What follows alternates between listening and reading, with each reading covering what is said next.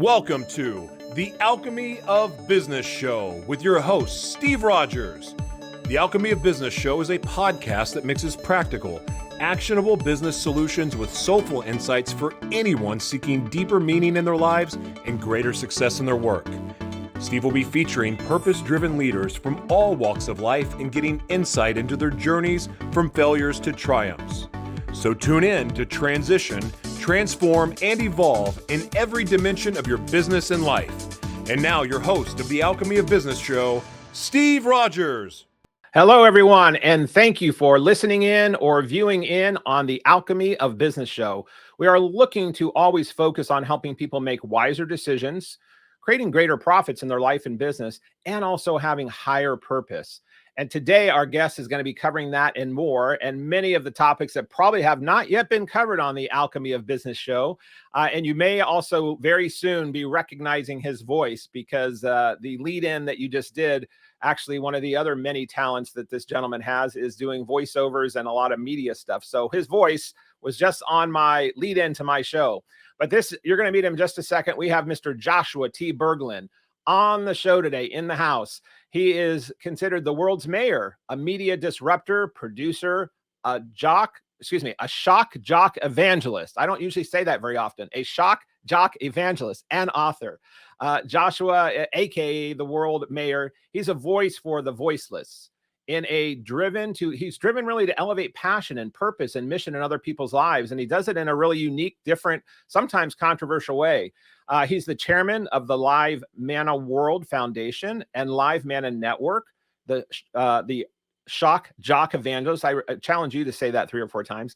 An international #1 best-selling author of the book Devil Inside Me. Also a producer and a filmmaker. I watched some of the film of this book that he did that's now also in the video format, which is powerful.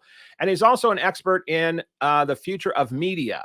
And he loves supporting others and helping make their dreams come true. So let's welcome Joshua to the show. Hey, my man. Good to see you.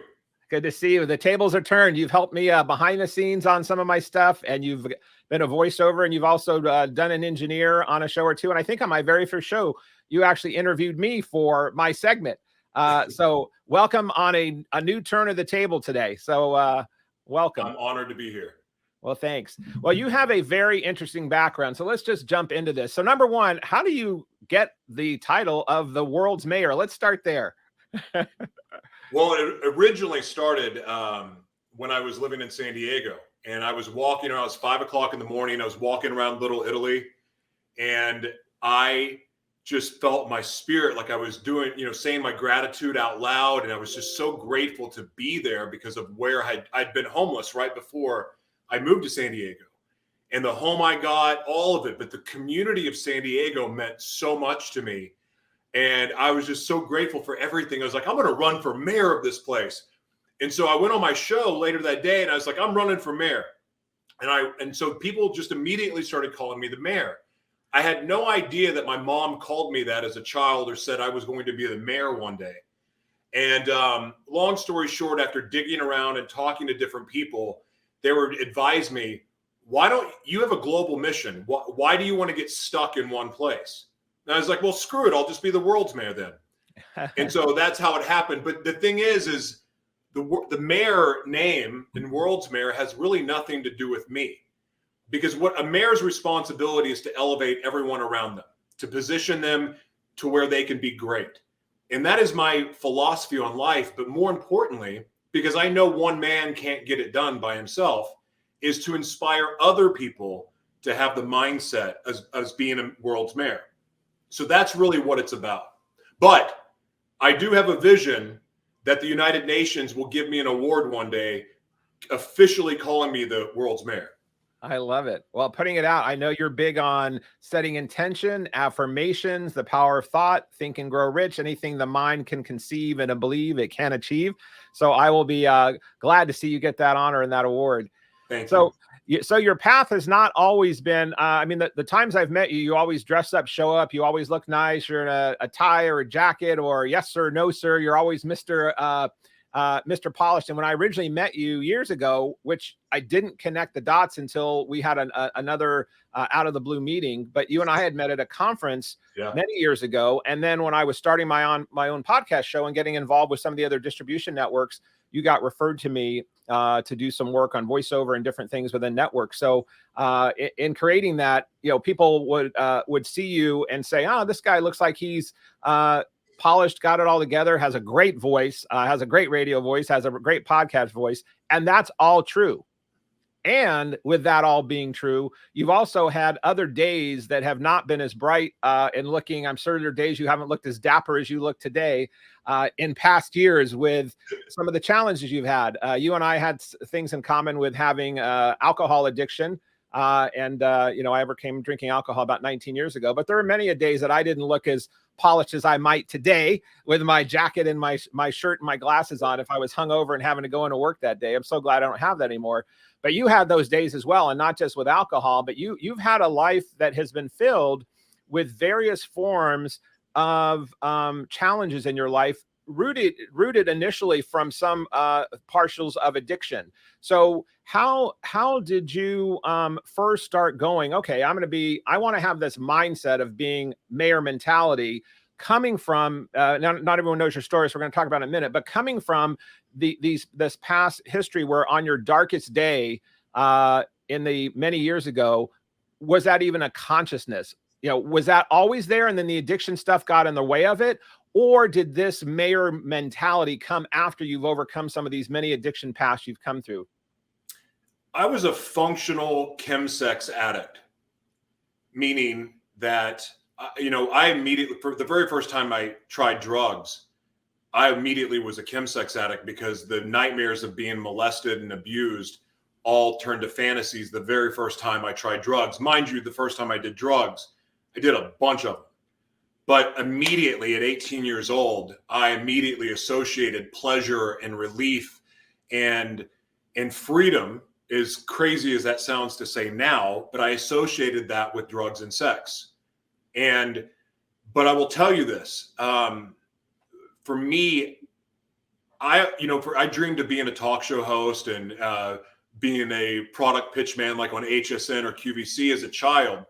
But I ended up working with complex disabilities from the age of 16 to 34.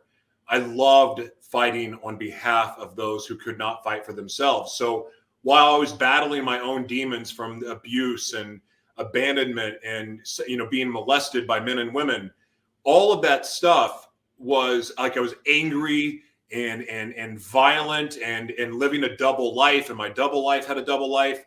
But when it came to helping people, all that went away, and I became very, very passionate about fighting for those who could not fight for themselves or didn't know they could fight for themselves. So that was always in me, but I just didn't exercise it. I never built momentum on it. Every time I would build momentum, I would shoot myself in the foot with something, getting arrested, been in jail 6 times.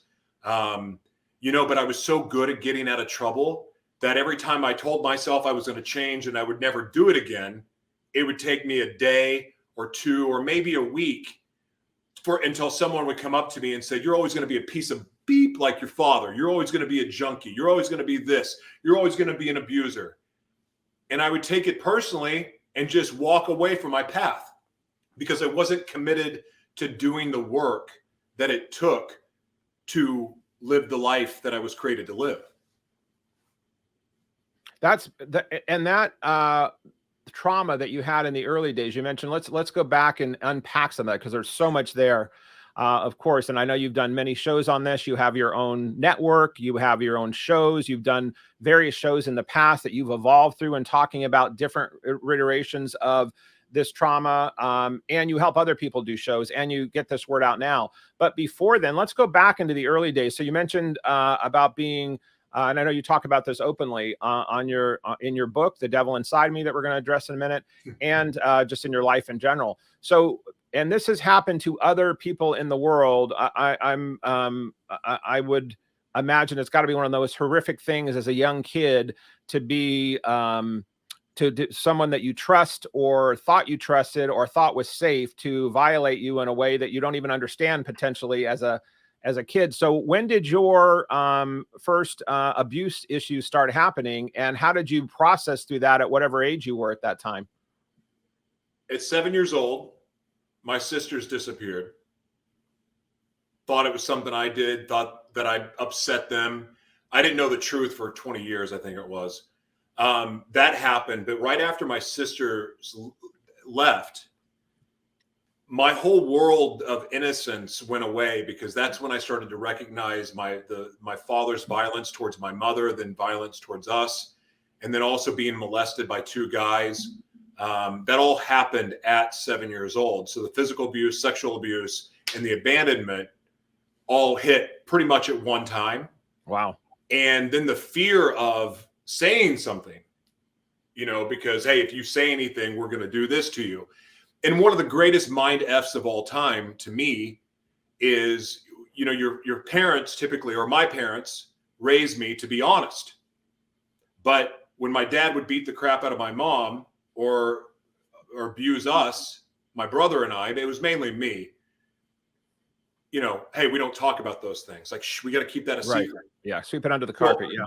I learned how to lie really, really early. And I think about all the bad stuff that happened to me or that I did.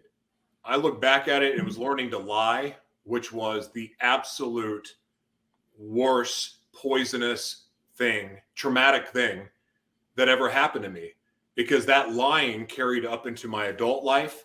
It got to the point where I didn't even know what was real. And now, of course, I live my whole life on the supernatural power of truth, because I know how healing it is. And writing a book like The Devil Inside Me and making our movie, the movie that's out there, is really a pitch to make a bigger movie. But we didn't have the money, so we just used B-roll to create an hour-long movie that's won 11 film festivals now. But the reason we on that, did, that's got to be rewarding. My wife's a genius. Yes. I'm a fan of hers as well. Yes, she is. We'll have her on at some point. Jessica is a genius. But it was that movie and book was written in a way that it is vulgar. It is nasty. It's hard to read, but that's the truth. Right. And it's important to tell the truth. And so looking back at my childhood, again, I can go, as I've healed, I can look back at the situations that happened before I was molested. I can reframe my whole life now in a way that is now empowering, where I can look at being molested. As crazy as this may sound, I'm grateful I was molested. I'm grateful I have HIV.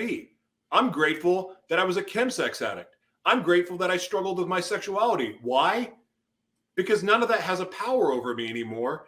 And now I get to use it and speak about it in a way that hopefully sets other people free, because they don't have to live with that secret or that shame anymore. And that, to me, is one of the greatest miracles of life, is that we get that opportunity. Well, that is powerful, and not everyone can get to that path. So congratulations on finding that path. And your, fear of saying something at a young age is common for many kids growing up, whether they've been physically abused, mentally abused, emotionally abused, sexually abused. I can't imagine anybody that I've met that doesn't have some kind of early trauma about something they didn't think they were supposed to say, or it was taboo to talk about it in a family. But you had one thing after another that just kept being repeated on that path for you. And the truth. So do you think that in this, did you ever have a chance to confront your early on abusers later in life? Did you ever have a chance to, confront them or address them on anything? Not early on, but I was molested by multiple men throughout a range of years. And then the female babysitter thing, which to be honest with you, I don't know how traumatic that was at that point, because I was already hypersexualized. I think I was asking for it at that point. Again, as screwed up as that sounds, I was pretty recognized being pretty into sex at 8, 9, 10 years old, like super curious about it. But later when I went to rehab, that's been, almost 15 years ago, which that didn't exactly work for me. I had we did this exercise where we wrote a letter to the people that hurt us. And I wrote a letter to one of the guys because he was still alive. One of them, the very first instance, one of them died and later, but I was able to write a letter to the other. And basically what I got back was, I'm sorry, you know, it happened to me too. And I just was acting out what I knew. And I was like, okay, I can understand that. And I forgave it. It was really the abuse from my father that I would suggest that probably screwed me up more than anything. But I did have that opportunity. And as far as the abuse from my father, I had many opportunities to confront him when he was dying from melanoma, and the tumors were on his brain, lymph nodes and everything. He was getting radiation treatments every day. And I watched him go from this very prideful man to being humbled by what cancer can do to people. And I had no sympathy towards him, no emotion. And I remember sitting, there's this restaurant called Boomerang in Oklahoma City. And he loved to go there because some of the football coaches owned it. And anyway, we're talking and he goes, how are you going to remember me? And I remember everything I wanted to say to him. All the things that he did to my sisters, what he did to my mom, what he did to me, how much I hated him, how I never felt that I could ever make him proud because he never told me he was proud of me. I could win championships and he never said anything. He would always tell me what I needed to do better. So I had so much hatred towards him, but I did not have the courage to be honest with him because I was still a liar at that time. And I was like, I gave him some bullcrap answer. And if I have any regrets in my life, is that I didn't tell him the truth. Because it was too late after that. He ended up dying. But, you know, what would you had said had you at that point been as truthful as you are now? And if he was listening to you, which he probably still is, but what would you have said at that juncture after you had processed that point of your life? I think I would have asked him a question, and I would have asked him if I ever made him proud. And did I ever meet his expectations? At the time, I needed to hear it because I didn't ask those questions and I didn't hear it. I showed up late to his funeral because I was at an orgy doing coke and everything else the night before. Showed up an hour and a half late to his funeral. I made a mockery of his funeral. And then from that point out, I mean, even though I was already a chemsex addict, I spiraled out of control after that in a big way because I had the money to do it. Well, thanks for sharing that and being so vulnerable with that. And it's interesting to me that us as human beings, when we have parents, even if our parents are not the most ideal parents, or they're abusive or they're harsh, it just goes back to the human condition about wanting approval and wanting to have that proud moment. And you look at people that, you know, are on the Academy Award stage, or they're athletes getting trophies and they're like thanking mom and dad or wishing mom and dad would have been in their life, or you know, the parent. It's interesting that this creation, that the man and woman that creates a baby and then has this bond to kids, we are looking for approval, even if they have abused us or hurt us or empowered us.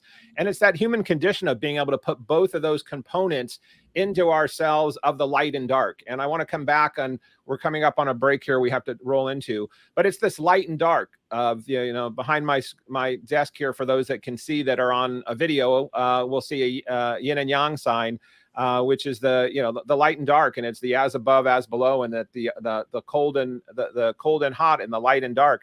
And in all of us, and I think, Joshua, what you've done is you've experienced more of the dark side than most human beings have, and you're now stepped into the light in a very big way, with even having angel wings behind you on your backdrop here. That's our logo. That's your logo, live manna.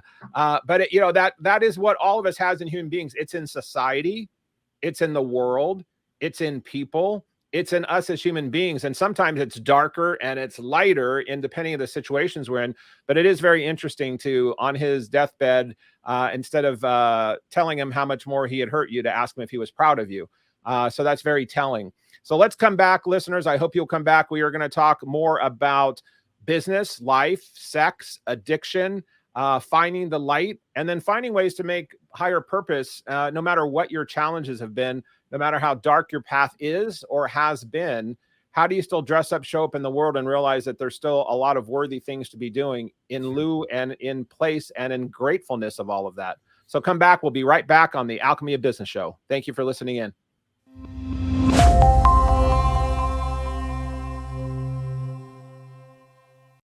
Hello, everyone, and welcome back to the Alchemy of Business Show.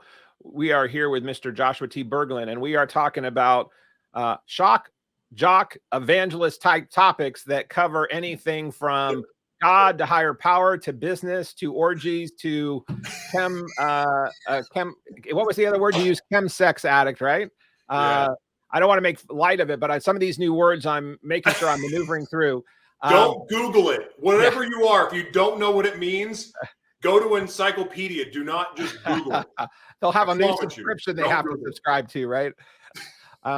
Anyway, Joshua, let's jump back in. On the last segment, you were getting pretty raw and real about your early days and path of some of the trauma and abuse and things that led to addiction and various things. And we were wrapping up talking about your dad and his passing on his deathbed, and how you messed up his funeral. You were late, and then the day before or the night before, you were at an orgy and partying, etc. I'm sure there was a lot of passive aggressive behavior in that as your last FU to him as he was going on to physically, he's already dead, but to have a statement, it probably was a way, my guess is to take some of your power back, even if you didn't understand at the time that was like, F you, even if you are my dad, I don't have to be on time to your funeral, and I don't even respect you enough to be there. My guesses are some of that going on in that, even though you were out enjoying an orgy the night before. So did you ever process that with your family? Like, did you then get even more ousted or shunned from your family during that time? Or did they understand you were in your own pain and trauma and they were accepting or understanding? I did a really good job of hiding it, but at the same time, my behavior was so erratic that, I also think people were afraid of me because I would cut them off. And, I think I shared this earlier. My double life had a double life and I was unapproachable. So no one could tell me anything. So my mom was afraid to talk to me, which is, heartbreaking to say now because my mom has always been there for me. But because I was so desperate for my dad's approval, I kind of pushed my mom aside because I wanted my dad's favor. That's how desperate I was. And I don't think I consciously wanted to say F you to my dad. It was just, I was so out of control that all I could think about was sex exploits, getting high with, it was really more cocaine then. I transitioned to hardcore meth use, but then it was a lot of cocaine, sex, multiple partners, that kind of stuff. I was so focused on that and running that I don't think I was even cognitive of what I was doing. I just couldn't control myself. Mm-hmm, mm-hmm. Yeah, your ego and your addiction, were completely in force there. And in one of the recent books I wrote, the Iggy Principles, talks about the ego and that we all have one. And sometimes when our ego is fully in control, it is about me, me, me, me, me, and the hole in the ego of the soul can never be filled deep enough. And you talk about in your film that I want to talk about in a few minutes, The Devil Inside Me, but about this hole that was endlessly trying to be filled. And it didn't matter what type of drug or what type of sex or what kind of person you had sex with. It just seemed that the hole got bigger. And I think that's not uncommon in addiction and in undiagnosed trauma and an undiagnosed recovery. And by no means am I a therapist, by no means am I a psychologist, but I've had my own addiction issues and I've gone through my own therapy and I've gone through my own 12-step programs. And I understand being in rooms with others and having my own path, that it is part of our human condition. Now, some people can get away with that they might just only have had a life that the worst thing they've ever done is be a sugar addict or maybe, cheated on a quiz. And some that's their path and they have a different light. And then some people have other extremes that maybe they have mild addictions or moderations, but all of us have this hole in the soul that we are trying to fill in some fashion. So on your path, I want to, you haven't always had, you've had this hole in the soul and this recovery process, but in your current life right now, I want to jump forward to a minute for a fast forward, and then I want to reverse back again. But you have a life right now And there's no perfect life. I don't care even when pictures are the nicest or the sweetest. I've been married 32 years and have a wonderful family and life, but it's still not a perfect life and a perfect thing because there doesn't exist. But your life now, this picture that we have of you by a lake, it looks like, and with a beautiful woman. I know that's Jessica, and two beautiful little girls. Noelle, that's slide number 5, I think. So for anybody that can view this, this is Joshua's his life now in recent years. You know, has a woman that he apparently loves, and has in this picture I'm showing. I mean, apparently loves. You see somebody who's in a happy picture, looking happily at each other with 2 kids. It looks like a Hallmark card by a lake. And then you've got, you know, this other image that we have of you with a logo that you have, which is your business, and slide 6, which is your live manna. So you've manifested in your current life where you have a good business that you're finding your business model in and making it thrive and grow in different ways, and you're helping others and getting your voice out. So you've created a business model. You've overcome various addictions, and I'm sure you struggle with that at different times in different ways. You have a family and a wife and kids. So how far away does that old life seem compared to this new life you've created? Does it seem like decades ago, or does it seem like just yesterday? It doesn't even feel like my life. What God has done in my life and how he's healed me, where none of those things have power over me anymore. Even, you know, with having DID, which is what I've been diagnosed with, and which is, you know, it's also known as multiple personality disorder. That doesn't even have a power over me anymore because I'm in my body. God has really healed me, and I've done the work. Don't get it twisted. I bust my butt to stay on the right path, but I love doing the work, and I do it with my wife. I do it on my own, and I get to be in service to people. And so that gives me all the reasons. But really, it's been the last 6 months that I've noticed even my mental health has dramatically changed because, you know, one thing that you probably don't know, maybe you do, is that working with people was nearly impossible for me. And the reason why I had to go all in on my dreams, the dreams and visions that I saw as a kid of this different life and better life, and I didn't understand it at all. I didn't understand what those dreams and visions were until I had that moment that my life completely changed. But that said, you know, I had to start this path alone. And because I didn't feel safe around other people, because I could switch and become something that would ruin reputations. Like when we first met, I was just got out of being homeless, just got out of jail, just like going, oh my gosh, okay, I have no choice. And I was starting on this path that I didn't know where to go except to put a foot in front of the other and step in faith, because I had no other option. I didn't have an education at all. I'm really smart and I'm really gifted, thank God for that. But education smart, I didn't have it. And my work experience was not something that really fit into what I wanted to do, like trying to explain working and fighting for people with complex disabilities and media didn't really connect the dots for people, or production or talk, any of that stuff. So it was a very scary road initially, but Steve, to be honest with you, I had no other option. I had to follow what was in my brain because I had no other option. I couldn't even get a job at Walmart because my rap sheet was so long. And Walmart will hire anyone, but I couldn't work there. Plus, I had the people, I mean, had a legitimate reason to be afraid of me. Yeah, for sure. Well, you had run in such a circle of what you call the dark underworld, I think you call it, or the dark side of the world that you talk about in the film I want to roll into next. Shadow World. Thank you. The Shadow World.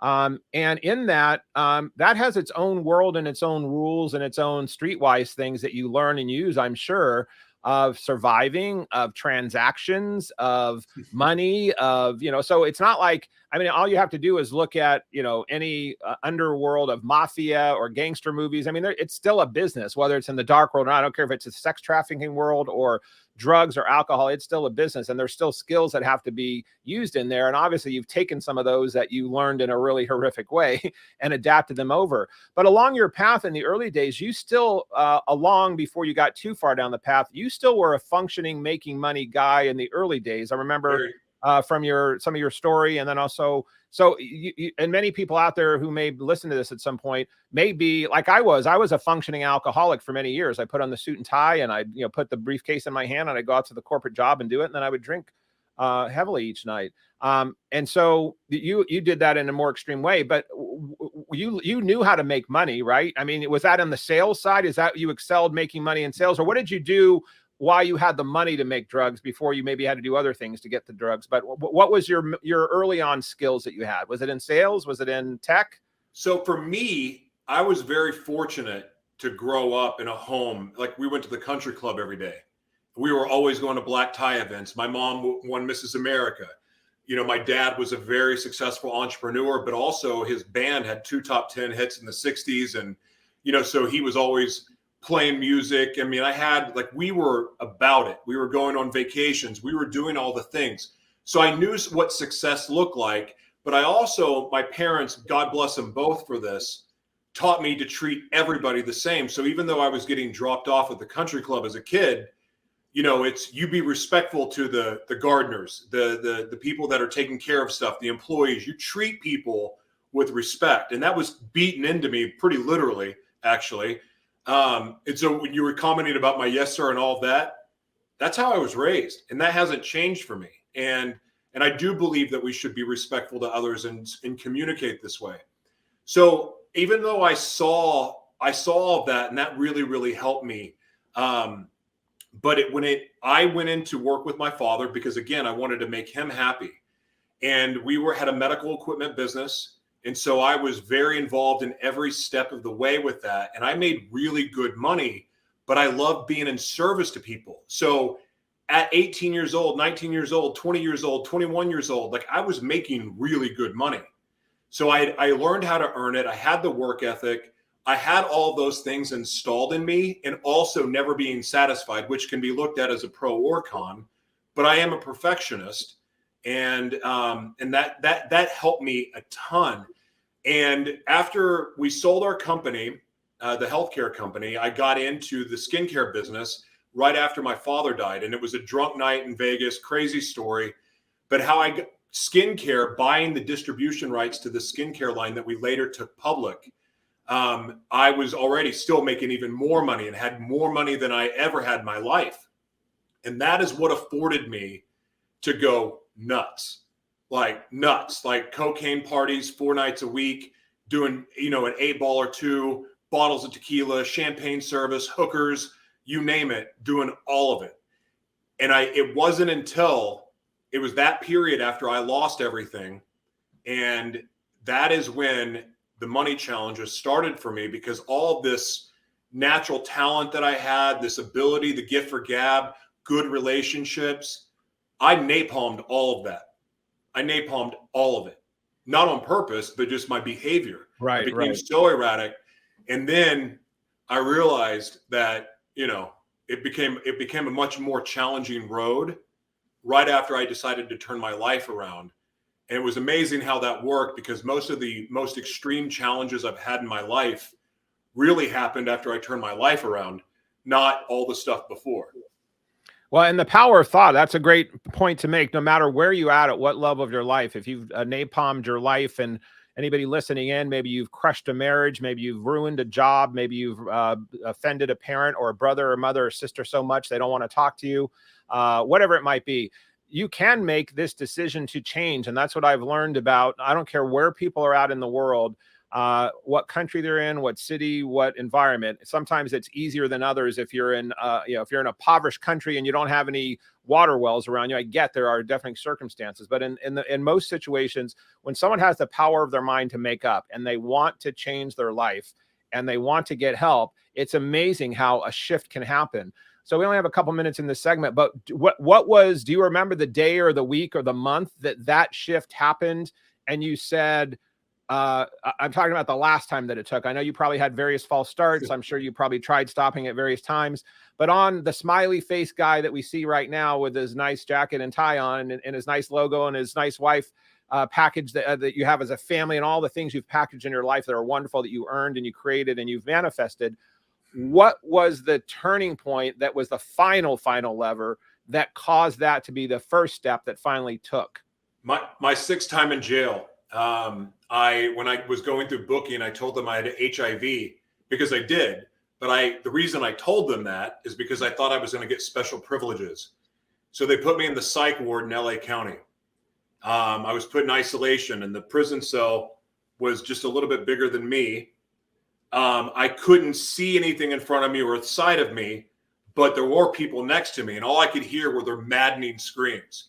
Going in, because I was arrested for domestic violence, this was my second time. I should have been arrested way more than that. And I, facing 5 years, it took me about 24 hours for the cocaine to wear off and the alcohol. And it was there when I realized, oh my God, what have I done with my life? I've been given every opportunity ever. I've been gifted with so much. What have I done with my life? And I was so angry and mad and scared and confused and like, what am I going to do? But the noises next to me, these madmen screaming, just awful things. And that, for me, sensory issues were a major problem, especially with my mental health stuff at that time. And so I'm begging for something to read, begging. And I'm going to shorten this story as much as possible, but it's in the book too. It's the very last chapter. But as I'm there, I'm begging for something to read. They won't give me anything to read. And for some reason, I remember a Bible. You have to give me a Bible. And I think I saw it in a prison show once. So I was like, okay, a Bible. And the guy goes, yeah, I'll be right back. 2 hours later or whatever it was, he shows up, because that's be right back in jail. He brings me a Bible. And it was reading the Bible that initially, so I'm reading Genesis and I'm just laughing at it going, who believes this crap? Then I go to Revelation. Well, reading Revelations in jail is not necessarily something I would recommend. But when I started reading Proverbs, the book of wisdom, I started to really recognize, wow, something about reading. When you read it and you see it, it gives you a different perspective. So I'm reading this going, my God, I'm doing that wrong. I'm doing that wrong. I'm really doing that wrong. And I go down the list. But long story short, for me, I had a moment after reading John, and I started to hear about Jesus for the first time. And I still was just like, what? He did this for me? But then I got pissed off and I started cursing at God. Why won't you fix me? Why won't you change me like everybody else? Because I begged God to fix me. I begged God to change me. Why isn't he fixing me? Why isn't he changing me like everybody else? And all of a sudden, as I'm cursing at God, why won't you fix me? And I'm not going to curse here. But I hear God say, you have to forgive your father. Well, how am I supposed to do that? After what he did to me, what he did to my mom, am I supposed to do that? Because it happened to him too. And I swear to you, Steve, when I heard those words, oh my God. And I started to have compassion for my father for the very first time. And not only did I realize that not only had I hated my father for all these things, but I realized that I'd become just like, not just like my father, but worse, way worse than my dad. And then I started to realize that it wasn't so much that I needed to forgive my dad, and yes, I did, but I needed to ask my own dad for forgiveness. And even though he was dead, yeah, you still had to have that experience. Did all of that. And it was in that moment of forgiving and letting it go just enough that I made room for God to really, really work on me.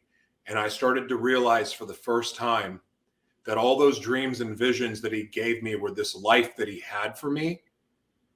And I'd been running from it my entire time. And all I simply said that changed everything is, my life is no longer my own.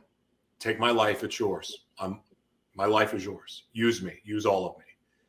And I had a moment, I don't know, I know it is the Holy Spirit, but Steve, it like hit me on top of my head and knocked me on my butt and lifted me up at the same time. It was the most supernatural experience of my life.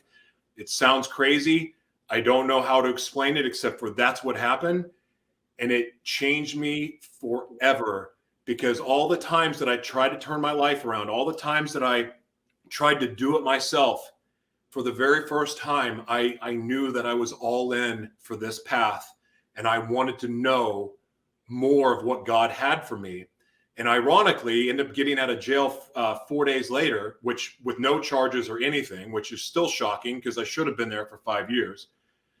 But I realized in that moment too that, this life, like the more I got to know God, the more I understand who I was and who I was created to be.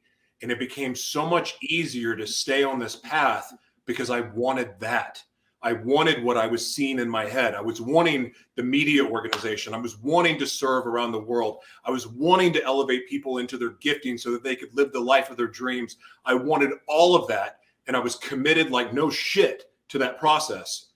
But I was committed to that process, still thinking I was going to be in jail for 5 years. Right. When I was out of downtown LA, I was like, well, this promise was a lot easier to keep behind bars. But nonetheless, I was committed. That's powerful. Well, there's so much in there and we have to go to a break. We're going to come back, but the power of, turning that over to a higher power, Jesus, God, whatever people want to term it as, Yahweh, Mother Nature, Krishna, whatever it might be, the power. And that's why all, addiction programs, AA, that are based in AA, turning over to power something greater than yourselves. So taking that, and then the power of forgiveness. I talk about that in my Iggy book about the power. That is one of the most powerful things for yourself, not even just the other person, whether they're alive or not. So you followed many of those things that open up this energy and path. So we're going to come back and spend more time here with Josh on our last segment.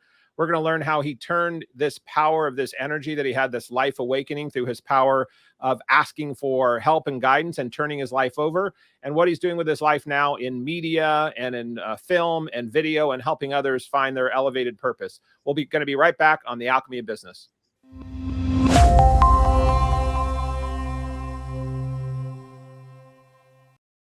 Hello, and welcome back to the Alchemy of Business Show. We are having a riveting, deep, powerful conversation. I can assure you I haven't had a conversation like this on my show with any guest at this point about these kinds of topics with Mr. Joshua T. Berglan. We are talking about God. We are talking about life. We are talking about change. We are talking about orgies and sex and addiction. We are talking about family. And we are talking about all the extremes, things that you can do for fun in the shadow world that sometimes then become not so fun.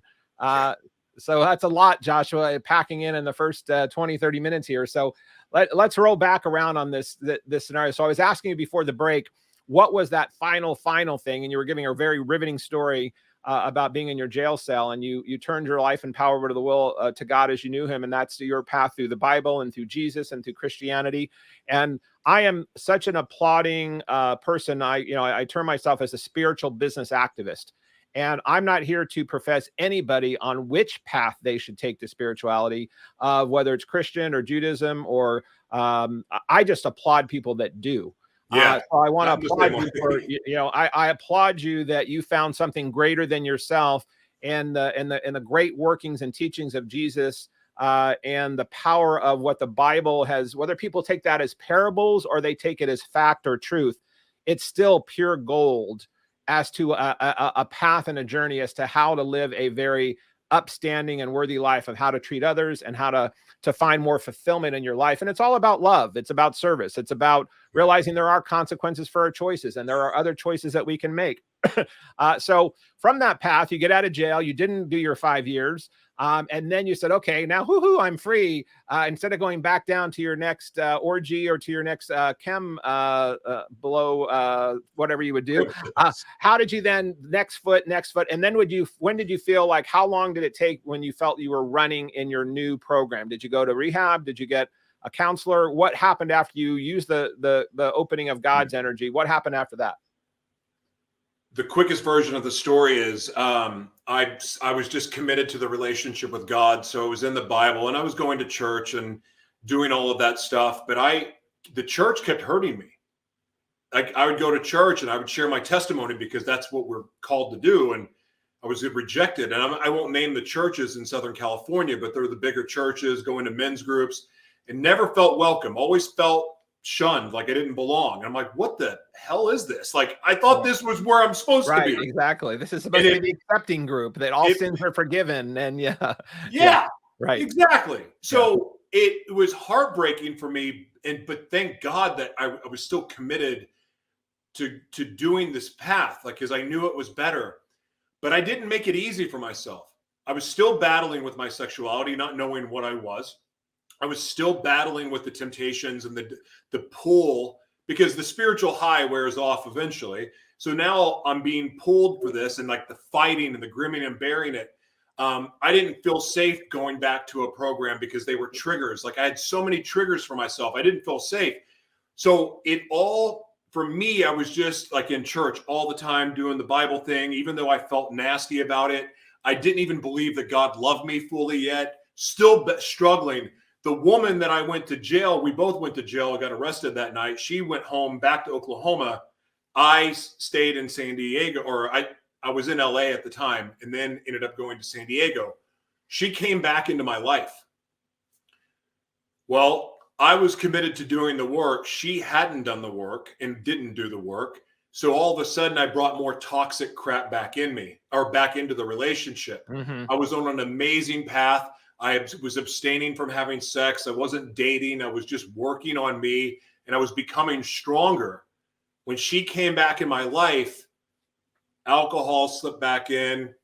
The fighting started, not necessarily me this time, but her PTSD from all the crap that I did to her started to creep back up when she drank. So then we're fighting again.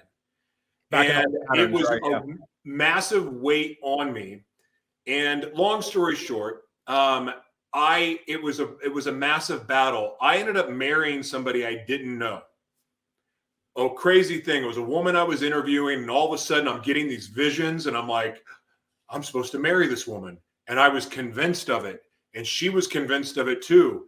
And I didn't know what to do because I'm still in this relationship in San Diego. But long story short, this one night she gets really drunk. I wasn't drinking. She gets really drunk and starts becoming very verbally abusive. And I was like, I'm done. So we were supposed to move to Las Vegas the next day. So when she went to work that next day, I packed up everything I had and moved to Vegas. It was in Vegas that I met that woman that I had never met in my life before. We knew each other for 2 days, and we went and got married the next day. And that's a crazy story. That in itself is an hour show. But what that did was it pulled me out of that toxic environment. Even though that marriage didn't work, it put me back in LA.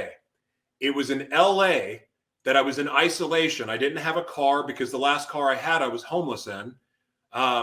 And I'm in LA, but by the grace of God, I was given a guest house in Beverly Hills, like 90210 area code, really nice guest house. I was given it because I'd been in service to a celebrity that I'd become very good friends with, and I helped her develop a product. So she let me stay in this guest house for 8 months for free. So it was in this guest house because I didn't have a car. The only thing I could do was really go to the gym. But that was where I learned to be alone for the first time. It was where I learned I could trust myself alone. I didn't go have sex. I didn't relapse. I was alone. And that is where I really got to know God in the way that has helped me become the man that I am now. If it wasn't for that moment, if it wasn't for marrying that strange woman, if it wasn't for escaping, going to Vegas and all of that, I would have never been put in that position where I could finally just be alone and learn to be alone, because I was codependent. I was the worst of the worst in that respect. So it was then that I became strong, and I began to become the man I was created to be, that was worthy of attracting the woman and family of his dreams. And with that path of that journey of getting into solitude, I mean, I am a big believer in prayer, and I'm a big believer in being alone, and I'm a big believer in meditation. Because to me, prayer is when you're talking with your higher power or talking with God, and meditation and being solo is when you're listening to the world, to yourself, and to your internal voice. And that usually is some kind of higher power tied into that. So that solitude of where people go for retreats, or, that's why even when people go into rehab, it's sometimes tucked away in silence and quiet with guidance. So did that also lead you? And we're going to have to do some lightning rounds here on some of these stuff, because we only have a short segment on the show left, but there's so many topics I want to cover with you. But did that then, combination with your faith, your solitude, someone gifting you this opportunity of a sanctuary, then I think you also have gotten therapy and other help that has helped you to diagnose or help you on these things and lead through. Is that correct or not? No. Okay. No, honestly, it was me and God. But when Jessica first came in my life, it's one thing to be able to maintain yourself. But when you bring other people into your life, then you learn, oh, I have other things to heal. Right, exactly. And So so, how did you attract Jessica, and how did she absorb your story and then feel connected and comfortable enough to marry you and now do work with you on this very subject? So I know that's a whole show, and we'll have you and Jessica back for a show in itself. But give me the mini version of that, and then I still want to get into the devil inside me before we wrap. I was doing ministry training in Oklahoma. I left LA for a little bit. I was doing ministry training, and that didn't work out either because of that church ended up being full of crap also. But it was there that it was the solitude. I was working on myself. She saw some of the stuff I was doing on social media, and she reached out to me just for advice. And I was like, wow, she asked really good questions. Like, I like this. This is cool. And long story short, we hit it off immediately, became friends. And as we were talking, I started getting visions for her. And I started telling her what I was seeing for her life. And then I noticed I was getting jealous. I'm like, God, I want that life. It took me about 2 weeks into the friendship to go, wait a second, I'm the guy in the visions. And well, I was heads over heels in love with her. But I'm like, I'm not moving to Minnesota. I'm going back to LA. This is where I belong. LA, not Minnesota, not Oklahoma. Get me back to LA. So I'm telling her the whole time, like, hey, you're going to have to move to California. Well, anyway, needless to say, I was going to visit her. I went to go see her for the very first time on Valentine's Day, February 2020. She asked me the night before, hey, would you like to come see me? I'm like, let me see. I ended up having points. So I flew the next day for free. We met, instant love, instant everything. And I started going back every other week until the George Floyd riots broke out. I was staying in Bloomington, Minnesota, watching downtown burn.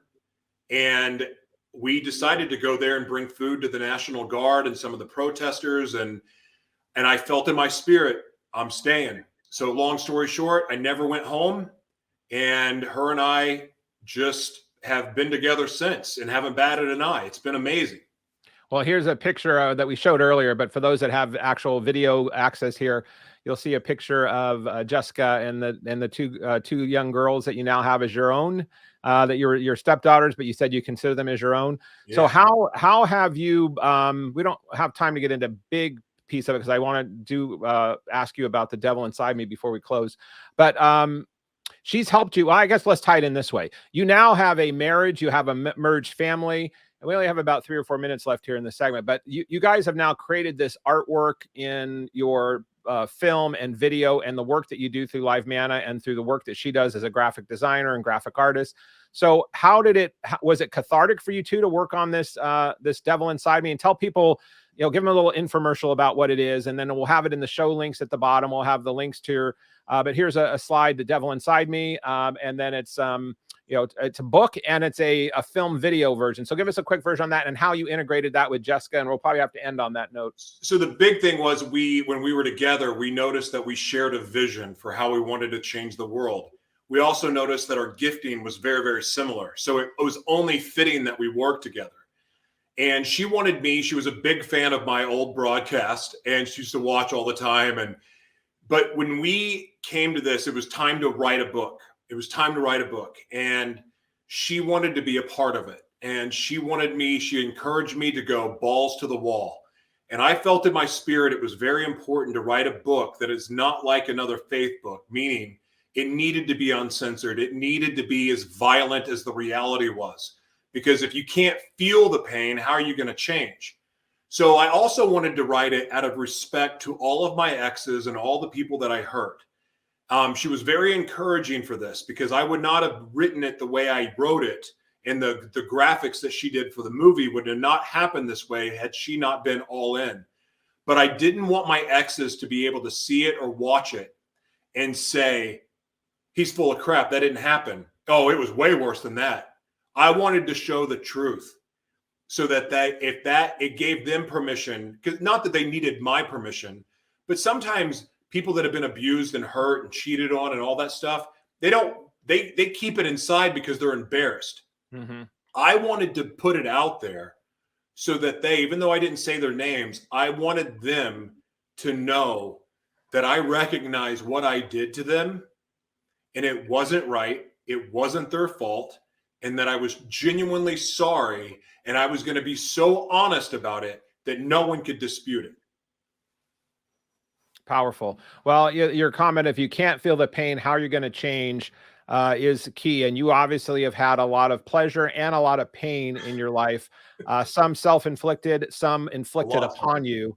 And the inflicted upon you, it's always an interesting dynamic of how that affects our later journeys and paths in life. And I know that you do a lot of work now with Jessica on helping in the sex trafficking industry with kids and with others that are in that space, whether it's with the religious organizations or politics or just the world in general.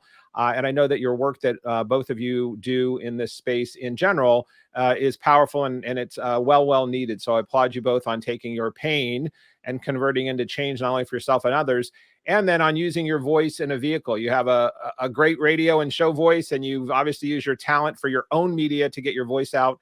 And I know that you do this for others, where you help them create shows and you help podcasters or videos or content or whatever it might be. So we're going to make sure we have in the show notes for Live Manna and your work there. And for those that want to check out the book and the video series right now on The Devil Inside Me, soon to be coming to a full feature film, I'm sure.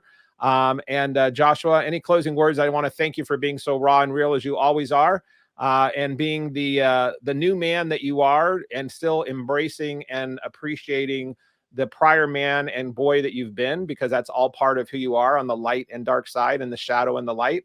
So I know that's a balancing act, but you seem to be maneuvering through that and showing us paths and directions by how to do that, regardless of where you come from or what your circumstances have been. So thanks for leading in a bright light way. What are your thoughts as we wrap up for the guest? The only thing I really feel led to say is it all starts with truth. Truth is the ultimate superpower. And when they say to you, when you hear the truth will set you free, there's more layers to it than that, because the truth sets the people around you free too. The people that kept your secrets, the people that, had the secret shame. When you tell the truth, you set them free. And that is the one way that you can wrong. I mean, you can't ever make it all right from the past sins, but it does help. And continuing to tell the truth is one of the most freeing, beautiful things, because secrets are poison for your soul and your spirit, and they keep you from healing. And everything that you surrender to God, He will use for your good and the good of others. And I believe that with all my heart, because my life and the legacy that I get to live now or leave now will be just that. Is the truth is a superpower, and it creates endless possibilities for you and others. And it's really not as scary as people think, because if I can talk about all that crap that I talk about in The Devil Inside Me, and I can say it with a smile on my face, that's only because truth really set me free. Powerful. Well, truth as a superpower and creating a legacy, something we all can learn and live by. So thank you, everyone who listened in on the show today or viewed. Thank you, Mr. Joshua T. Berglan, for your insights and your wisdom and your heart. And we will look back on this, I'm sure, and have to digest it in a lot of different ways. And we'll take many lessons from this. So thanks for your share. I'm grateful for the opportunity. Thank you. Thank you, everyone. And thank you again for listening in or viewing on the Alchemy of Business. We will be back again on our next episode, bringing you more about truth and wisdom and business and profit and purpose and all that great stuff. So thanks for listening in. And that concludes this episode of The Alchemy of Business with your host, Steve Rodgers. If you found value in today's broadcast, please consider liking, subscribing, sharing with friends, and leaving a review. Thank you so much, and we'll see you next Thursday for another episode. Be blessed and see you soon.